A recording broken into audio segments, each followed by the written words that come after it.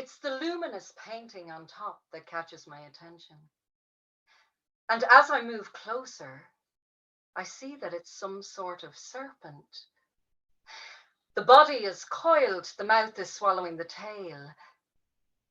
Now, I've seen this image before. Cycle of transformation, life, death, life, a shedding of skin. The snake that eats its own tail to sustain its life. This, I do believe, is the Ouroboros. Stretched out on top of a coffee table right here in the flea market in Dublin. Now, who'd have thought? Someone put a lot of work into that and a lot of paint. And it is possibly one of the most hideous things that I have ever seen. And believe me, I have seen some hideous things. But good sanding and a lick of varnish will do the trick. How much for the table? 25, she says. I look down at the Ouroboros, his lips locked firmly around his tail, and I decide maybe not to give my opinion on the price. Crouching down, I take a closer look. Well made, looks solid. Beechwood, that is, she says. Good strong table. Yeah, looks good, all right. Lovely and colourful. Be perfect for a child's room. I tell her I'm thinking more of a coffee table, or put it outside, put a couple of plants on it. Seems she doesn't agree. Ah, no. Would you not put it in a child's bedroom, or a playroom even? I smile and tell her that I don't have any children, and I think I'll go with the plants idea. Well, maybe you don't have any now, but sure, you could hold on to it for when you do have a child. Wouldn't that be the thing to do? A shrug, a grin, the tight jaw, and inside my head, the calming voice, just leave it now, leave it, don't be starting. Shh, just let it go, come on, leave it. But then I hear the sound. Faint at first, slowly getting louder.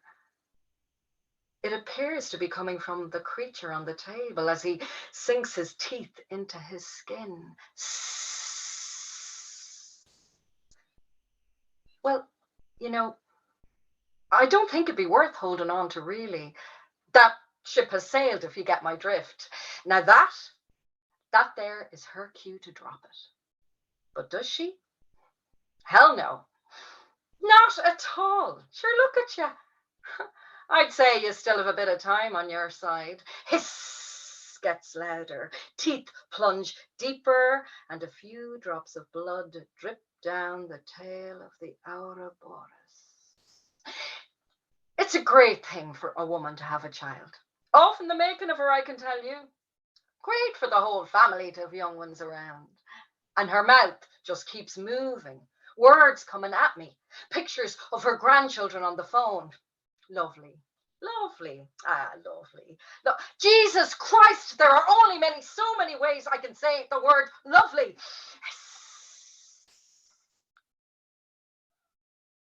Oh, now, the Ouroboros. He moves quick and he bites down hard through skin and flesh and sinew. My stomach contracts. Oh. Bathroom floor, sharp cold tiles, wind and rain, wild outside, the sky is rage and pain that turns your skin inside out. There's no one around, all out. Just me, just us. It's well before anyone has a mobile and there's no house phone. There's just blood. So much blood. And I wonder how any creature can bleed this much and still be alive. Well, one of us is. One of us can still feel life force in her veins. One of us is clinging on, somehow. There's so much blood. How can I not be dead? Is it any wonder they churched us? Is it any wonder they burned us? I mean, it's not that I'd be telling another woman what to do. It's more a bit of advice while that clock is still ticking, before it's too late. She wouldn't want that. I hope you don't mind me saying. I open my mouth to roar, but instead I say, no, you're grand. What am I like? Afraid to upset her? Cause a scene? The dregs of the people-pleasing gene still clinging on to my DNA, it seems. It's grand, fine, really. The Ouroboros has been busy chewing away, but now he stops his tearing and spits out a lump of himself. He stares up at me and lets out a guttural moan. Such a cop-out.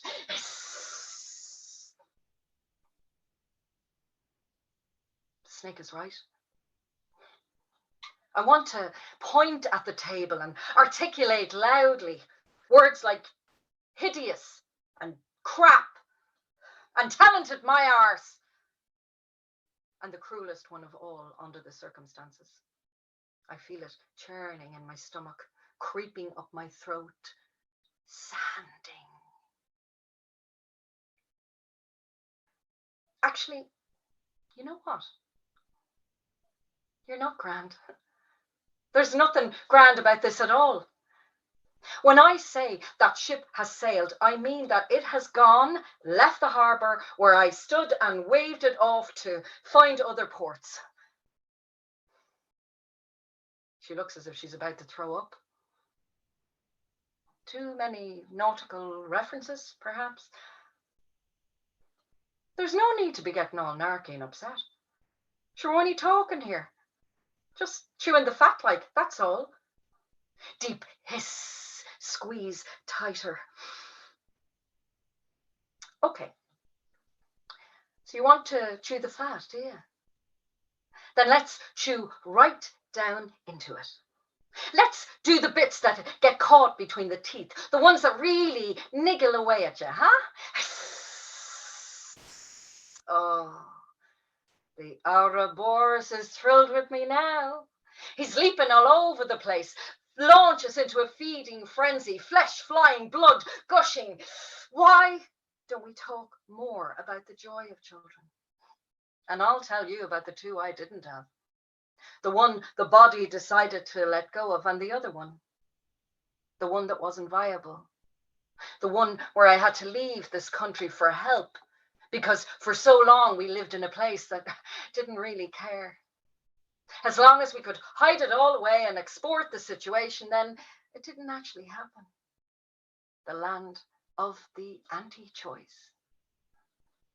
Or would that be too much?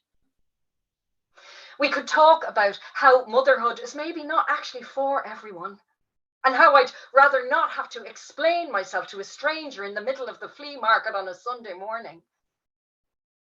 But then here we are, in the sun, chewing the fat, just like you said you wanted. And if we are really going to chew, bite right down into it, then we have got to be ready for the gristle.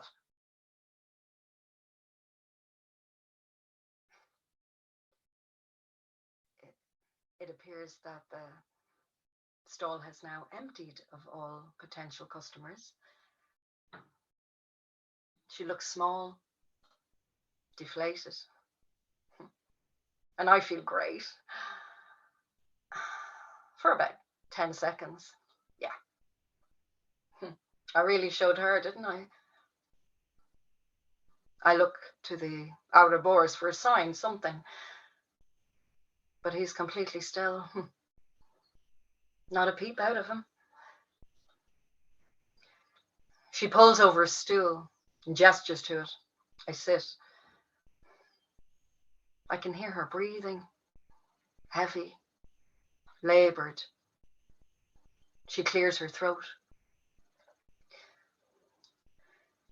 Do you want a choc ice?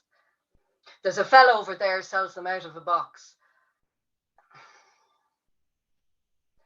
We eat our choc ices in silence. She looks down at her feet. Look I've an awful big mouth on me sometimes. Yeah, me and all.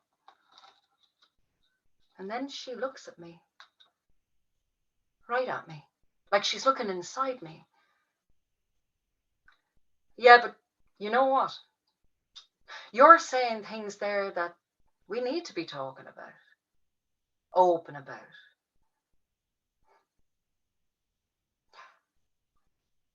As I put the table in the back of the car, some of the paint flakes off, not sealed properly, it seems. In the garden, the wind, sun, and light summer rain does the rest. The Ouroboros has swallowed every last inch of himself, like he was never there. And the table? That lasted well. Good solid table, that. Beechwood. In the end, cost me a tenner.